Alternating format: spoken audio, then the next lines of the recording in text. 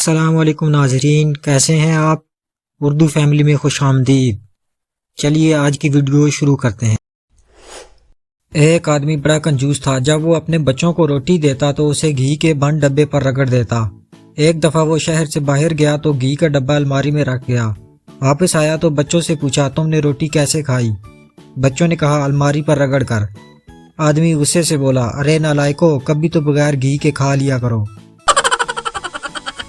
ایک صاحب نے اپنے دوست سے کہا، میں نے 20 برس پہلے لو میرج کی تھی اور یہ 20 برس میں نے بڑے اطمینان اور سکون سے گزارے۔ دوست نے فوراً پوچھا، تو اب کیا ہوا ہے؟ یہ میری بدقسمتی ہے کہ کل ہی میری بیوی 20 برس کے بعد میکے سے واپس آ گئی ہے۔ ایک بار اکبر بادشاہ سے شکایت کی گئی کہ آپ کے راج میں ایک ایسا آدمی ہے جس کا منہ صبح صبح دیکھ لو تو دن بھر کھانا ہی نہیں ملتا۔ بادشاہ نے اسے آزمانے کے لیے بلایا اور اسے اپنے کمرے کے سامنے سلا دیا اور صبح اٹھ کر اس کا منہ دیکھا۔ اس دن واقعی کچھ ایسا ہوا کہ بادشاہ سارے دن کھانا ہی نہ کھا سکا۔ بادشاہ نے اس کے قتل کا حکم دے دیا۔ اس آدمی نے بیربل سے التجا کی کہ اسے پھانسی سے بچا لے۔ بیربل نے بادشاہ سے پوچھا، آپ اسے پھانسی کیوں دے رہے ہیں؟ بادشاہ نے کہا، یہ آدمی منحوس ہے۔ میں نے آج صبح صبح اس کی شکل دیکھی تو آج مجھے سارا دن کھانا ہی نہیں ملا۔ بیربل نے کہا، بادشاہ سلامت، آپ نے اس کی صورت دیکھی تو آپ کو کھانا نصیب نہیں ہوا۔ اس نے صبح آپ کی صورت دیکھی تو اسے موت کا حکم مل گیا۔ تو بتائیں منحوس کون ہوا؟ ایک جیب کترے کو گاڑی والے نے لفٹ دی۔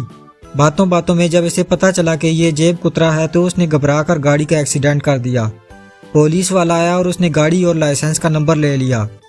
گاڑی والے نے کہا، تمہیں لفٹ دے کر میں بڑی مصیبت میں پھنس گیا ہوں۔ پولیس والے نے نمبر نوٹ کر لیا ہے، اب مجھے کورٹ میں پیش ہونا پڑے گا۔ جیب کترے نے کہا، گھبرانے کی ضرورت نہیں، یہ لیجئے وہ ڈائری جس میں پولیس والے نے نمبر نوٹ کیے ہیں۔ ایک فوجی افسر کی ایک ٹانگ لڑائی کے دوران کٹ گئی۔ انہوں نے لکڑی کی اتنی عمدہ ٹانگ بنوائی جو بالکل اصلی لگتی تھی۔ ایک مرتبہ جھگڑے کے دوران ان کی ٹانگ میں پولیس کی گولی لگ گئی۔ ان کا دوست بولا، گھبراؤ نہیں، میں ابھی سرجن کو بلاتا ہوں۔ فوجی افسر بولا، نہیں بھائی، کسی بڑھئی کو بلاؤ۔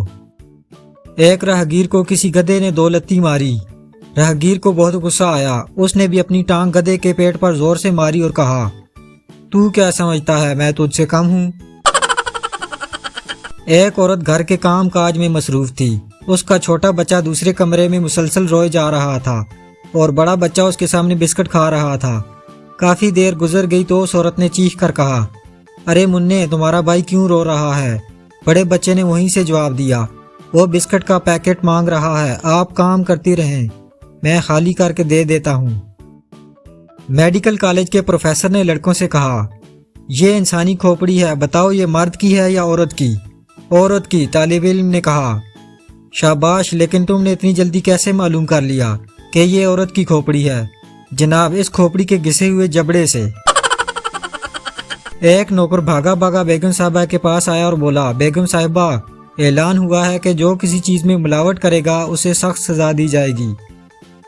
بیگم صاحبہ بولی، ہائے میں مر گئی، میں نے تو ابھی آلو اور پالک ملا کر پکائے ہیں۔